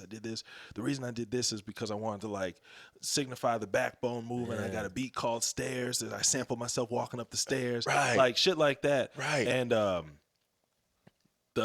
to me, the layers are so deep, right? But somebody else, they might just be hearing that shit. Right. But to hear where your shit starts and then, to watch where that's eventually going to go or to watch where some of the other ones go, that shit is crazy. To be able to know where the inspiration is and then to starting point, end point, and Yeah. watch you work in the middle is Yeah, beautiful. and I'm gonna take my time on it, bro. I ain't gonna rush it. Hey. I got the concept. I will stay I know tuned. it's strong. I will But by the stay time I tuned. finish it, bro, I'm gonna hit y'all first. I will stay tuned. That Yeah. shit is crazy, bro. Appreciate you. We're going to have even more busting up here, but next time you come up, man, I'm just thinking about it. I'm like, man, I can't wait to hear that. And that just makes me want to push our production to another level so that we can have something crazy for the next time you come, man. Oh, yeah, for a fact. I ain't gonna lie Because- to you. During that entire time of both of y'all was talking, I was gone. I was in another zone. You need some water? No, not that. Here we go.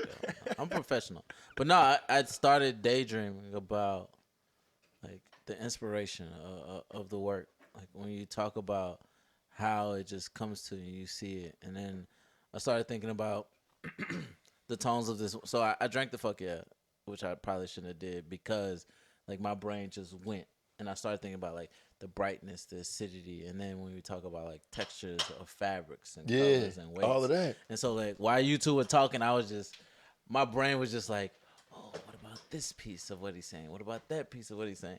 And so that had me a little bit. I was here and in tune, and then at the same time, like I did that. I wandered. I did the thing where, and that shit was so fantastic to be present in this space and to be zoned out, but like connected. Cause that's crazy, bro. I love the idea, like the fashion piece, the fig, and then thinking about like fig notes in food and wine and that pairing. That's what I'm saying. And thinking about like where that comes from and the etymology of all that. It had me. I was gone. For Oh a yeah, second. I was exactly. I into it. mean, that is like, that's beautiful because it's like, that's what I'm saying. That what I was thinking was like so much of what he does inspires you. What I do Right. can inspire you. What you do can inspire me. What you do inspires him. Like it can all work in just such a circle in such a way.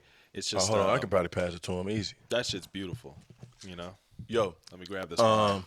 since we, I got to be transparent. I got the weakest bladder in the business. Go ahead. Go do that. Yeah, go do it. You saw it on the second floor? Yeah. Yeah. As soon as you go down on the second floor, It's right in the hallway. right in the hallway. By that banister. Yeah. No, the wine working. The wine working. No, you straight, yeah. bro.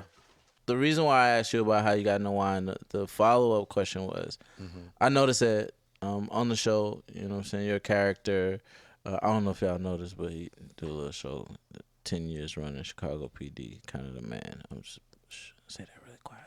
Yeah, off the strength of the strike, I don't know what show you're talking about. So there used to be a TV show that was on, but there was a person on there and he had a character. And what I really want to know is why do you, when you make decisions, as opposed to like, oh, you're gonna drink a bourbon on something, or you're gonna drink a beer on something. Where you decided that I've seen you more active in the wine world, and I wonder from a creative artist standpoint, is there something that is pushing that, you know what I mean, present company included or excluded, but also like how does that frame your perspective with how you approach your work and how you approach life in general? Yeah, I think I can answer that question, and I appreciate it. Imagine when you show up to work as an actor, oftentimes the words are already there for you. Yeah. And it's obviously your job to interpret / decipher or, communicate the words through the character that you've created. It's only so much in your control. Right. Yeah, so it's so much in your control, and I think it depends on an actor's approach. You have some actors who don't need that much control. Right. And they're very good at taking what's given to them, Right. and just creating something powerful and beautiful. And that's dope. You know what I'm saying? That takes a certain amount of skill and discipline to be able to pull off, because you never know what you're going to get sometimes. And then you have some actors, and I don't think there's a wrong answer, that do take more control of their characters, and most of their motivation comes from their own imagination. Yeah. I'm growing into the actor that's more of the latter. Yeah. Where my imagination more so controls my characters than the writers actually do. So That's cool. So there have been moments where I pulled up to a set to perform a scene, and we can be at the bar, and in the script it says that me and another character are drinking a beer. Right.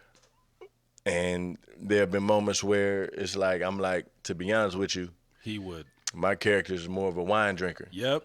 Dude, that shit's amazing, man. You know what I'm saying? cold, And I'm on YouTube all the time. I love when, cold. like, inside the actor studio and shit like that, and just when people talk about the motivation behind certain scenes, right? Yeah. And like the changes and stuff. Yeah, it's always amazing when people talk about like, no, but I think about what he would be doing in this situation or this situation. Why would he be here?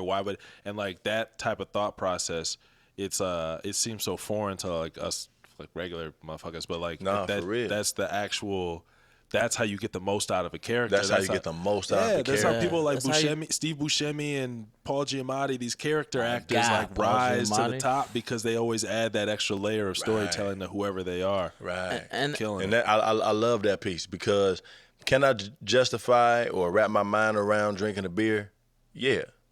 But for me, in order, like when I think about my full character's journey or his arc or where this character has been or where this Right. character is going, Yep. sometimes it makes more sense for me to be like, I had a whole situation for a whole long moment of time where my characters didn't even drink.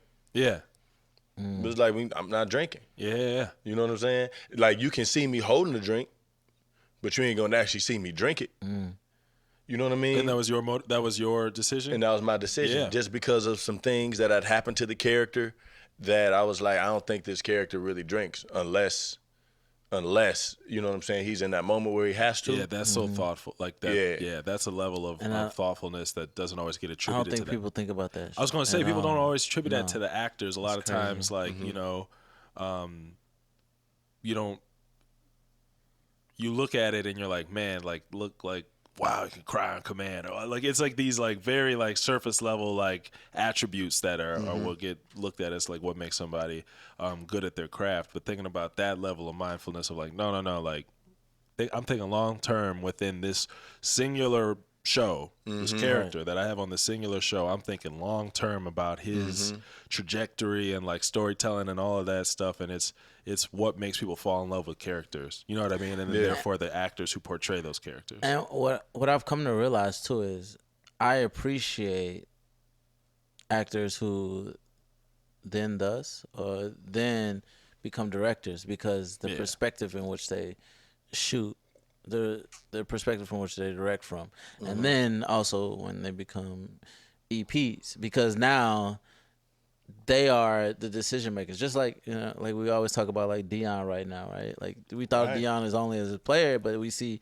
he's a hell of a coach. And what happens when you but what happens when there's opportunity for persons who were the talent. What happens when talent actually becomes in a position where they can make decisions or where they can affect decisions in a greater way?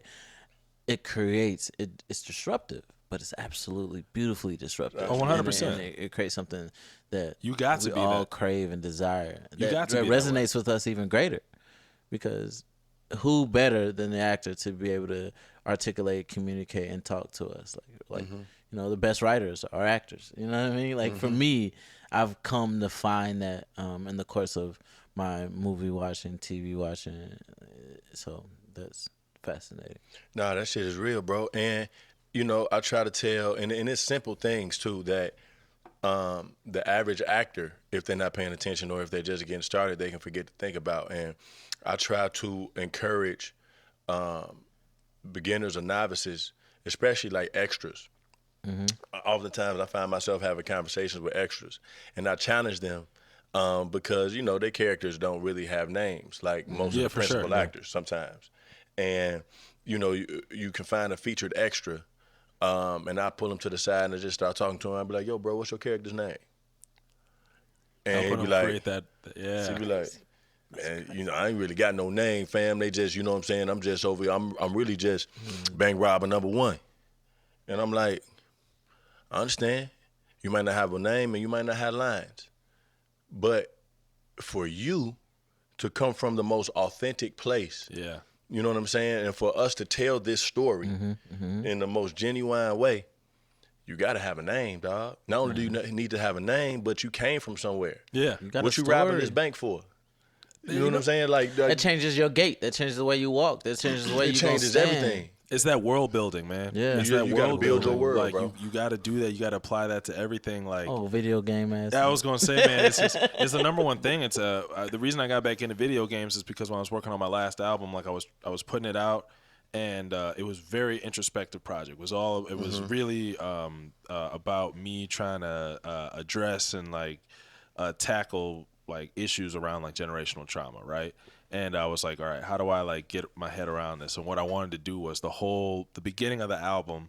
I was like, all right, I want to build this out into a world. So the very beginning of the album is you taking a cassette tape and literally putting it into a tape machine, pressing play, and the sound comes around you, and then you go in and literally like going into your head. And so the videos are all like, essentially they're all like imagery of what's going on in your own head, you know what I mean? And so much of them are self-exploration, or there's one where it's like you battling your own demons, so it's like a shootout in the wild west, but in your head, and then at the end you realize it's a shootout with yourself. It's like so much of that shit was like what I was trying to push.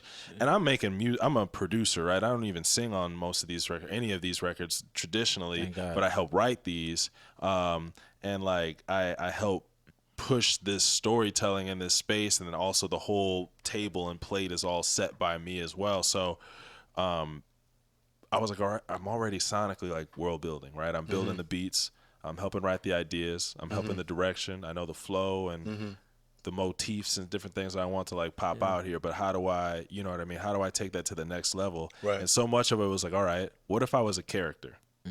And that's literally what I thought. Was like, what if I was a character? I've grown such a appreciation for Christopher Nolan over the past like 6-7 years, just from studying all of his films. Like I went to see Oppenheimer. I had my phone out, like taking notes. You know what I mean? Because I want a music director compose for somebody on that scale. I got to get more hip to Christopher Nolan. I know exactly who you're talking about, but I don't study him the way that I should, because I know he's. What's real dope about his backstory is dude split his summers between, his parents were divorced, split his summers between Chicago and London. So like that's the vibes, you know what I'm saying? So it's like then you add in like Dark Knight and all the reason he be shooting in Chicago all the time. You're like, and the way he shoots in Chicago, you're like, oh okay, this motherfucker actually was here. It's not just somebody who's like, I want a Transformers movie. let's blow up a big building. No, Right. he's like, no, we're gonna shoot on the lower third. You know what I'm saying? We about to shoot because he like, definitely be hitting the corners and the crevices. Yeah, you're bro. like, what? Like- How the fuck? like who cuts, scouted like, that yeah, motherfucker? down on like I was driving from South Loop and I'm like, oh shit, I never even been down here driving before, but this is for sure from the movie, and like, For a fact. and it's so crazy. you know, just you know, having the appreciation of like how he pieces together these huge movies that are always critically acclaimed and like are also fan favorites. That was the first thing I was like, all right, he sets himself as a character watching all this shit happen. That's why it's all grounded. So I'm like, what if I put myself as a character inside of this album, the storytelling that I'm always telling a story with these. Right. If I put myself in the middle. But what you're describing, even for an extra, is For an extra. If you Yeah. can build your own world. you do the same shit every time we do your events. Like you set people, you give them the table of understanding like your love for wine, where it started, the nostalgia, all of that shit, and then as well as the senses and the information. You know, so much of that is like world building. By the end of it, like I remember one time we did one, we ended this shit. This nigga was laying on the couch telling a story, like, and I was playing the Last Call beat, that shit was and he was just crazy. telling Oh, his that story shit was- over the Kanye Last Call. That's crazy. And that shit was so hard. Hey, Hey, but first of all, shout out to that beat though, because Facts. that's one of the coldest storytelling beats. It's I just, think it's in hip hop, perfect. Yeah, bro. It's the you can perfect tell by balance, how man. many artists just threw themselves on it and was Yeah, just like, I man. want to tell my story too. You know what I'm saying? Toast, motherfucker. Yeah, toast. bro. That It shit was, so, but man, but just that world building eye. You know what I mean? Once you Yeah. put that lens on, man, it can just change how you create and how you process. Yeah, You know, yeah. top yeah. to bottom. Top you know? to bottom, man. Like I said, we storytellers, dog. So if the more immersed we are in a story, the more our audience is too. The more they believe it, the more they trust us. Yeah, And that's what I try to encourage, especially any actor. Is like, if you don't believe it, we ain't gonna believe it. Yeah. And we believe what comes from the most authentic place. Exactly. And you got to be specific too. You know what I'm saying? Because Yeah. if you're not specific, if you don't even know your name, or you don't even know where you're from, Yeah. or why you're doing this, those are like the three most important specificities.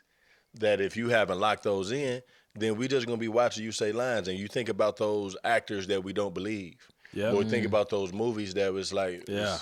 it's because they're not being specific about their choices. the joke is always like, "What's my motivation?" But like that shit is actually true. like, you know, they may not have to be a diva and ask that shit out loud, but it is an internal question. I feel like you need to answer when you're creating. Is like, what is the motivation? What Across genres, Exactly. across creative genres, it's always what's my motivation. It's what's driving me. It's what is the thing that is in my bones that I gotta get out. Like what is the thing that like makes Yeah. me so uncomfortable that I can't sit still, that I need to express it and show it. And even if your motivation is just to create like aimlessly, I just want to make some shit. I don't even, you know what I mean? Like sometimes I just open up the shit and I just want to make some shit. That's okay. Totally fine. For real. You need those. Sometimes if it's bullshit, you need to get that out the system so you can get to the hit. Yeah. If it's fire, then Right. you needed to get that down and we'll formulate it later. We'll figure You it know out. what I'm like, saying? like think about how many whack ass beats you made. Like Oh, yeah, just no, like facts. just trying shit out. Hundreds how of many them. like Sorry, Joey bogus Pert. poems you wrote? You know? Joey Pert probably heard the most. Oh, damn, Joey let's Pert go. probably heard the most shitty odd couple beats in the whole city. Hey, Shout on out the that other nigga, side, man. on the other Joey side, Pert of you, nice too. I know, but That's on my the, nigga. on the other Yeah. side, yeah, go and pick that name up too. On the other side, Yeah, but he yeah. just be dropping them down. Yeah, don't he? just casual, you know what I mean? Exactly, dropping them off. Yeah, he probably has. Hold on, can I tell y'all a story? Yes. That relates to what we're talking about. This is why it's important to be specific, and I think it relates to everything that we do. I'm gonna drop a name if you don't mind. Eric LaSalle taught me this. Oh, that's everyone.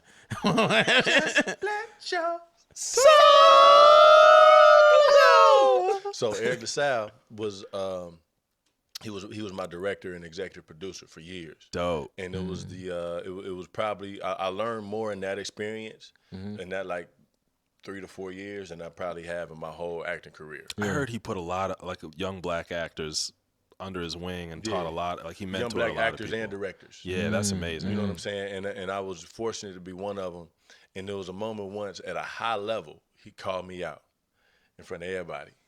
And I learned how important it is to be specific in this moment. But I never forget, it was this particular week, I had I had an audition opportunity to be a slave. This particular week. Yeah. And So I was in my crying bag. I had tears that week. Right. You know what I'm saying? Yeah. Sometimes your tears, when they on, they on. Right. Yeah. And then, so I was in a crying rhythm. And so something happened as we were telling stories on my show that made me feel like I might as well, since I can cry. Yeah. I might as well just give them these Just waterworks go. real quick. Yeah. And you know what I'm saying? I was like, I don't cry that much. And I Right. probably ain't gonna cry that much after this. But if I can show some tears right now, that'd be hard. And so I'll never forget Eric LaSalle, he's directing, and he was establishing this big fat wide shot behind everybody's backs. And his direction was this: you are going to get some very, very sad news about one of your favorite people. Mm-hmm. They're gone now. I want everybody to grieve in their own way, but the shot is a fat wide shot on everybody's backs. Right. So Wow. all you have to do is respond authentically. Yeah. And if everybody responds in a way that feels good to me, that'll be the only time we need that shot, and then we can move in for coverage, Yeah. right? And so everybody did something different. You know what I'm saying? Some people dropped to the floor. Some people kicked the vending machine. And some people walked out. I was one of the people that walked out. I watched one of my homies walk out, and I was like, I don't know what made me do it, but I did it. But I know it was on my back, and on the way back in, when we were doing full coverage, I was like, that's when I'm going to walk in with the tears. Yeah. That's when they going to see it. Yeah. And they going to be able to feel it on my face that I'm really feeling this moment, and Right. they ain't never seen this from me yet. So he says action. We do that. He's happy with how everybody grieved, and now we moving in for coverage. We turn around, and the camera's on everybody, and I'm coming in with tears. I'm walking back in the room Right. with tears. Powerful alligators. Yeah. I ain't playing. You know what I'm saying? Them heavy joints. Them heavy joints. Yeah, you know what I'm saying? They on my, you know what I'm saying? Boo-hoos. Yeah. As soon as Eric LaSalle seen me. Cut. LaRoyce, what are you doing? In front of everybody. In front of everybody. I'm crying. I'm drying my eyes. What you mean what I'm doing? I was just mourning my friend. And he walks up to me and he was like, why did you walk out of the room on the last take? I didn't want to tell him I walked out the room because I watched my white constituent walk out the room, and I just didn't have another decision on my head. You know what I'm saying? When in doubt. You know what I'm saying? Yeah, like he probably. So I didn't want to say that. Yeah. So the best thing I could come up with was, I don't know. Yeah. That's when he really got mad. I bet. I thought he was my daddy all of a sudden. Don't you ever tell me I don't know. Ooh. Don't you ever tell me you don't know something. Yeah. He was like, you walked out of the room because you didn't want anybody to see you cry. So why would you walk back into the room crying?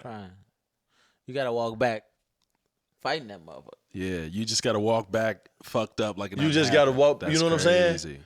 And That level of storytelling. That's that the level of gaps. storytelling, and I was like, oh, you right. You know what I mean? And you have to be that specific about the choices that you make, because as an actor, you don't have the luxury of real life and just being able to say, my gut told me to do it, so I did it. You can, but you have to figure out what the fuck your gut was saying. Yeah. Because That's just in like acting, a math problem. Man. yeah, you have to do it so many times. Yeah. So specifically, you have to know what you're doing over and over and over again, Yep. so that the audience can believe it over and over and over again. Because God forbid the editors use that one take where you didn't really know what you was doing or why you was doing it. Yep. And sometimes I imagine they'll use a take because of all the other things around it. It's like taking a picture. Like when you take a picture with the friend, like if you take a picture with Right. 5 people, everybody faces, they gonna take the picture of where the most people look the best. Yeah. Right. Yeah. But if that's the one where you looking mad wild, That's the one they're going to go with, but it makes the picture look good as a Exactly. whole. And actors find themselves in those pockets all of the time. I can't tell you how many times I can watch some shit that I've done on TV, and most of the time when I watch myself, I'm watching to learn. Right. You know what I'm saying? I study it like film. And I'm often like game tape. game tape. And Yeah, I'm yeah, like, yeah. damn, dude, Circle back. why they use that one? Because I know I did a better one. But when you think about the whole story and the Composition, grand yeah. composition, Around it. It's like that's the one that they needed. That's why it's important for you to always be on point and always be specific about your choices, because you don't want to get caught in a situation where, they use a take that you didn't love. That's wild, man. I think that's the thing that I always like. So I always like, try to explain to people like why I love music, the different layers of it, blah, blah, blah, blah. Like, how we can express things through the guitar lick or the drums or this or all these different layers, right? But we have the ability, even as sometimes I break it down for Derek about how hard it was for people to make music before there was computers and they had to go back on tape and go back and rewind the tape and literally re-record some shit. It's super difficult. It was so intricate. What's even more like acting and movie sets and TV sets, film is like that on steroids. It's like that. It's like that meets football. You know what I'm saying? Because it's like now you got 52 people on one team, and you got a whole nother team, right? You're all working together at the end of the day, but you got different huge teams. The editing team can be 50 people. Then you got, marketing team who's going to take those scenes, create the trailers, push those, figure out who's going to be who's going to be seen in what, and like a lot of that is based on shit that has nothing to do with the show. A lot of that can be based on your public profile, like how much you push yourself on social media, like what I mean. All of that becomes so intricate to it. It creates, for me, it's created just a much bigger like respect for the art form and like understanding.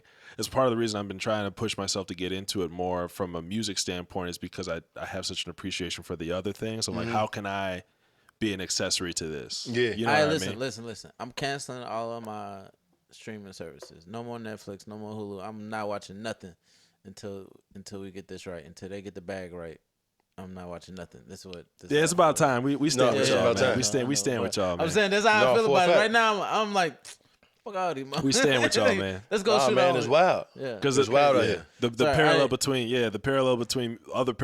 music and that space is how, because it's pretty much the same thing. Yeah. Because the same thing that happened to y'all is what's happening to us. And it's just more fucked with y'all because they can literally take your face. Like, they can't take my face and make a song out of my face. You know what I'm saying? I make beats. They can make a beat and say it's mine and whatever.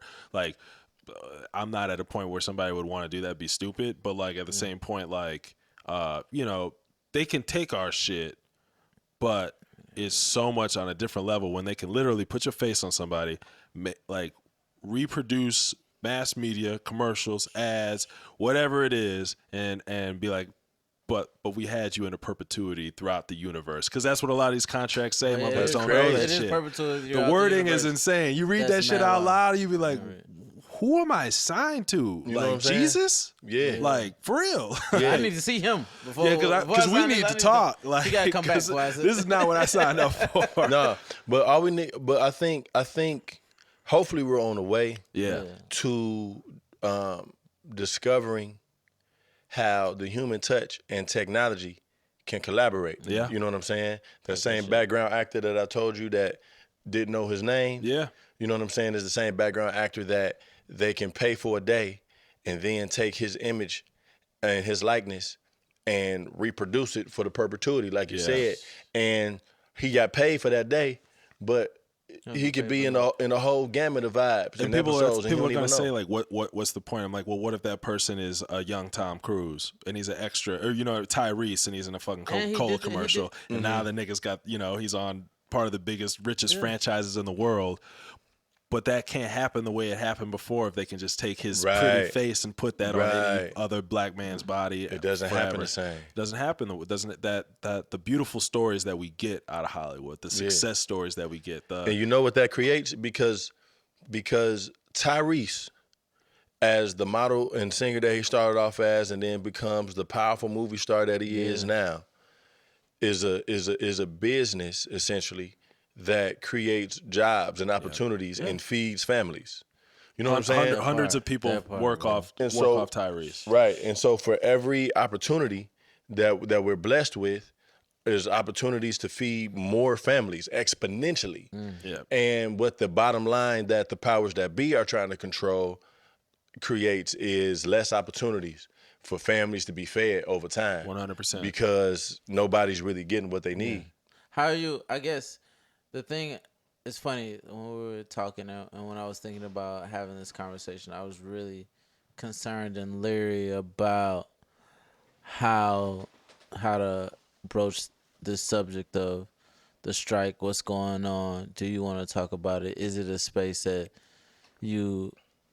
how you're feeling about it? And again, the thing I always come back to is like people ask me about when we open the wine shop again, and for me, it's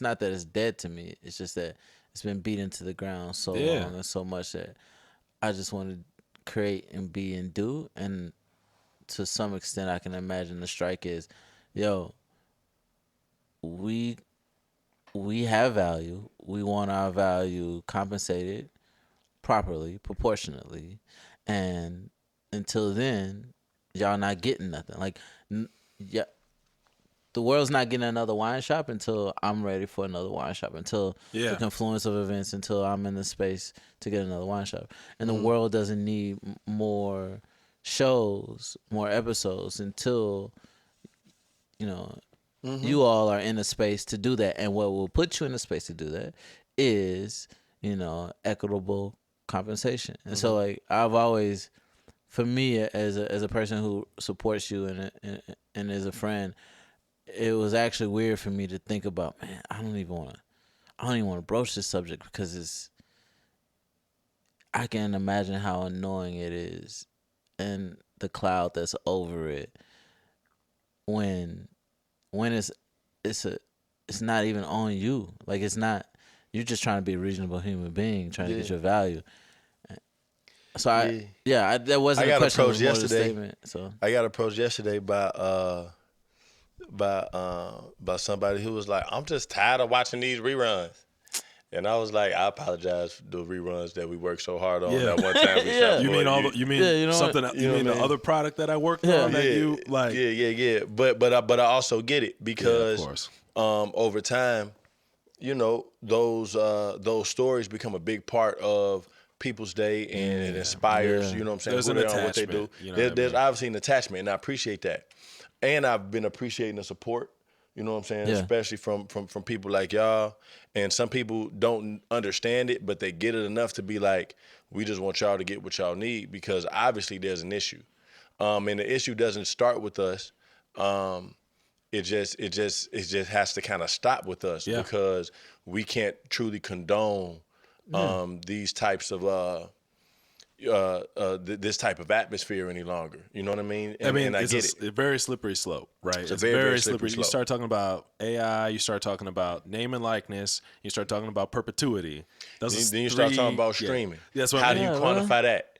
You know what I mean? Yeah. And they got us already, and that's my thing as a musician. I'm like, they got us already. Y'all got to do it next. But if we can help y'all unpack this, there's a very easy through line, whether that be a strike or one thing that I picked up and I've noticed from you, right? And I've told you about this in the past, DC, is just like you being a multi-hyphenate, having all these different verticals and avenues and different things that you do, right? Is having multiple tools in the bag is like, you got to have that. And even from me being a musician, that's something I've learned, man. Like we do this. I'm doing an event at the end of the month with Athleta where I'm like going to DJ and record all their stuff for some programming and stuff. I do some commercial stuff. I still make my albums and my records with other people. But because of the way that the business is structured, the music business is structured, like I had to find alternative routes to get what is mine. You know what I'm saying? And I see that with you, and so in a situation right now where you had to make a big sacrifice, you along with thousands of other people have had to make this huge sacrifice, right? And we're sacrificing some entertainment. Y'all sacrificing y'all lives. Y'all sacrificing y'all trajectory. What does that entertainment cost? Yeah, relationships, because the people that you're striking against or the people that you're up against are the same people who may be cutting you, most likely will be cutting you a check in a year from now. You know what I'm saying? It's an interesting dynamic. And I'm grateful for my upbringing, because where I come from, you got to wear a lot of hats. Yep. You know what I'm saying? And so, Hustle. acting, believe it or not, was the last thing that I added to the bag. You know what I mean? Crazy. And so that became damn near the day job, right? And it became the day job and my bread and butter. That's crazy. But it was really the last thing on my mind. When I remember my dream once upon a time was to just have 4 nights a week that I could just host.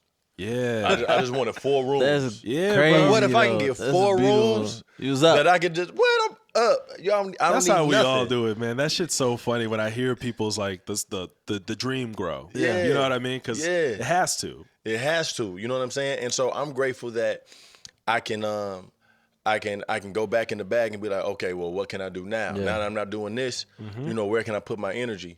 But I challenge the average artist or storyteller these days to not just find your pivots in different vibes, but also be specific and strategic in how those vibes inform the next, because you want everything to be in your wheelhouse. Yeah. And I got a son who I watch him do, like when he plays, it's like a powerful circuit. You know what I'm saying? And he be playing basketball, then we playing football, then it's a dance party. Before we know it, we cooking something, or he wants to make a potion.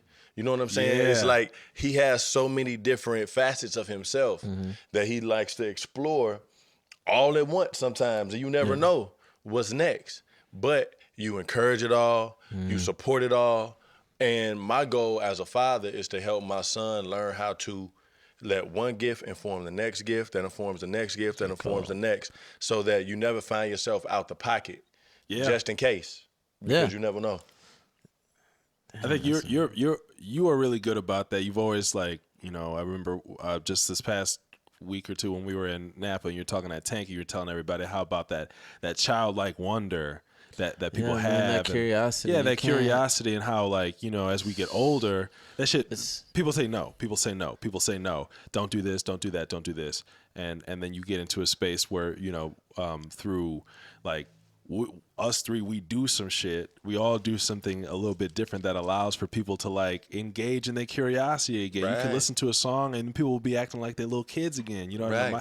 I see my mom 2-stepping to Nicki Minaj one time because she didn't know what else to do, but she was ready to turn up. You know what I'm saying? And like, I've seen you see people laugh, cry, feel all the emotions to a show, a piece, a performance. You know what I mean? I've seen people's face light up from a bottle of wine. I've also seen them laugh, cry, and get really emotional towards a story, especially when you start to embody that around other senses, taste and smells and different things. So it's like, and I think, like, what I've loved about watching the evolution and watching the pivot for you and thinking about poetry over prose and saying, I'm going to go on the road, I'm going to touch the people and meet the people where they are and give them something, remind them of what artistry looks like, unadulterated, right? Like unfiltered, like direct to consumer, all of those things. I'm super excited about seeing that and the feel and the energy around that, like, and seeing who you're working with, like Black Ice, like Ben, like it's seeing people who I revere. Ben Nova gonna be in Milwaukee. I know, right? Yeah, bro. You know I had to. Hey, Ben going to Milwaukee, I was like, that's why I was like, we got to do the pod before Milwaukee, so I can find a way up that motherfucker. You know, I'm from Milwaukee. Yeah. My whole family from For Milwaukee. real? Yes. Bro, if you got any connections, bro, I'm trying to fill Milwaukee up. Yeah. Bro. Let me hit up some of my cousins. Yeah, I'm gonna send you the link. Please do. Please send me a link and a flyer or whatever. Wait, I'll send it also, through. My uncle be hitting her. You're my godfather, but my uncle be hitting shows all the time. His little Asian wife. They hilarious, bro. They be front row ready to get flamed. I'm gonna know that came from you once I see that you Asian gonna wife. see him. You gonna see him. Like, oh, okay. I know who folks you is. I gotta flame, go finally crazy. plug you with the radio joint up there too, cause that Milwaukee radio is really dope up there. Yeah, man. I'm trying to, like, do an interview or something, or even if I could just get them to shout out the show. Yeah. Yes. You know what I'm saying? So that people on the way to work can just know what's going on. What time it is for sure. Yeah, all of that. I'll send y'all that. I hope y'all don't mind, but you know I got that 4 o'clock I gotta get ready for. Let's knock it out. We done. We've been No done. worries, We just bro. been We talking doing shit. great. We just talking shit, man. Nah, man, bro, this was a vibe though. I ain't gonna hold you. I might have to just come up here and do this shit. LaRoyce, come back, bro. Like, For We no trying to turn reason. this shit up, man. Hey, imagine this might be the only podcast they can find niggas like me on. Yeah, hey, that's what I'm saying. One where they because they can't find you because What you gonna can't do? Find me. Yeah. They don't pay enough nowhere else. You know what I'm saying? We only place get the love for the free 99. What's up? And the beautiful part about it is if there's something that you need to get across directly to them, right here. We got you, bro. That's what I appreciate. Is we got you. Like go directly to the people who care and want to listen and want to hear and want to support, and that's what I love about it. But yeah, man. Exactly. Home games only, bro. Home games only. Home games only. You know what Don't I'm play saying? away like games. that. I mean, Hey, Sample and samples. I got another story about that. We're going to talk about that offline. Home games only is hilarious. He said, you got me thinking. Samples and Samples podcast, man. Yo, it's DCW, been a LaRoyce pleasure, Hawkins, man. Odd Couple. Love y'all, bro. From the heart. We out. Yes, sir.